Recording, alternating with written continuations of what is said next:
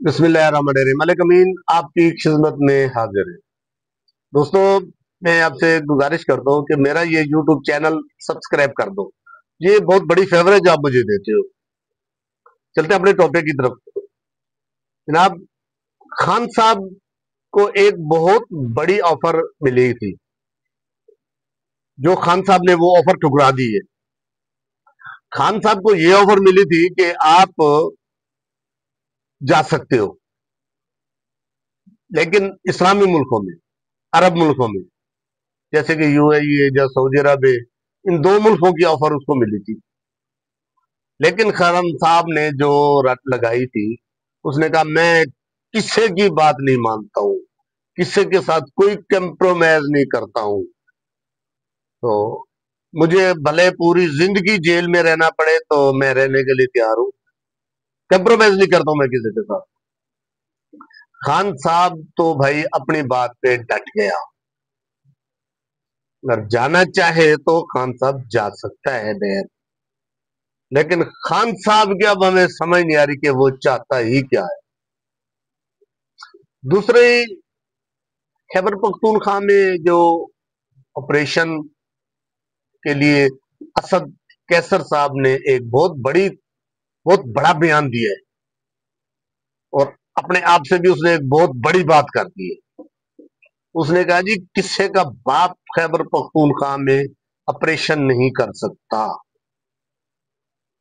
بھئی وہ جو آپریشن ہو رہے ہیں تو وہ تو ایک دہشت گردی کے لیے، یعنی دہشت گردی کے خلاف ہماری آرمی آپریشن کرنا چاہتی ہے اور کر بھی رہی ہے۔ اس میں اسد کیسر صاحب کو کیا پرابلم ہے، اس کو کیا تکلیف ہے؟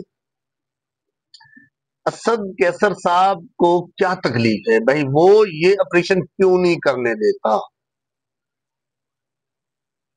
اسد کیسر صاحب کیا کے پی کے حق میں اچھی بات کر رہے ہیں؟ یہ تو میں اپنے دوستوں سے سوال کرتا ہوں، میں ناظرین سے یہ سوال کرتا ہوں کہ اسد کیسر جو یہ بیان دے رہے ہیں، یہ ایسی حرکتیں کر رہے ہیں، کیا وہ پختون بھائیوں کے حق میں بات کر رہے ہیں؟ دہشت گرد تو دن دنا رہے ہیں نا کے پی کے میں، اور ہماری آرمی جو پاک آرمی ان دہشت گردوں کے خلاف ایک آپریشن کر رہی ہے، کیا وہ غلط کر رہی ہے؟ تو اس سے تو یہ ثابت ہوتا ہے کہ اسد کیسر صاحب جو ہیں وہ ایک کھلی حمایت کرے دہشت گردوں کے ساتھ۔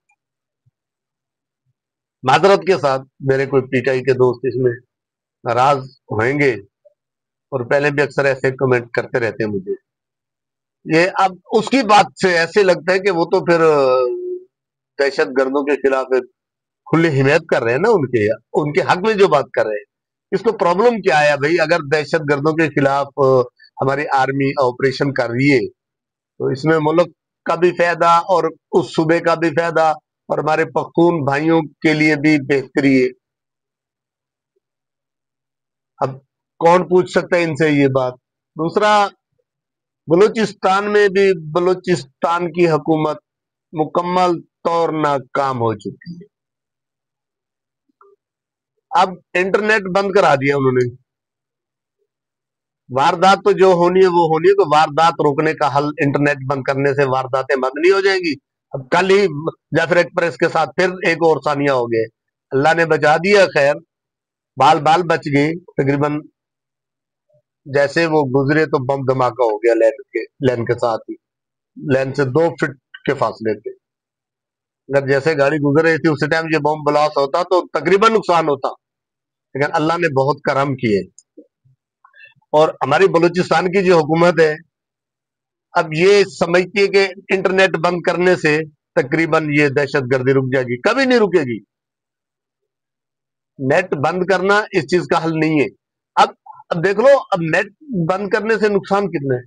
تقریباً 80% کاروبار پہ اثر ہو سکتا ہے۔ زیادہ تر لوگ آن لائن کاروبار کرتے ہیں، زیادہ تر آن لائن کاروبار ہے، اور نیٹ بند ہونے سے بہت ہی زیادہ نقصان ہے کاروباری لوگوں کو۔ اب حکومت ہماری کی کیا پالیسی ہے وہ تو وہی بہتر سمجھ سکتی ہے، اور اس میں وفاق بھی کوئی دلچسپی نہیں لے رہی۔ वफाक को भी चाहिए कोई दिलचस्पी ले, लेकिन वो भी कोई दिलचस्पी नहीं ले रही। बहरहाल जी, नेट बंद करना कोई दहशतगर्दी में कोई इसमें यानी रुकावट नहीं आ सकती। आगे उनकी मर्जी है। मिलते हैं अगले वीलॉग में।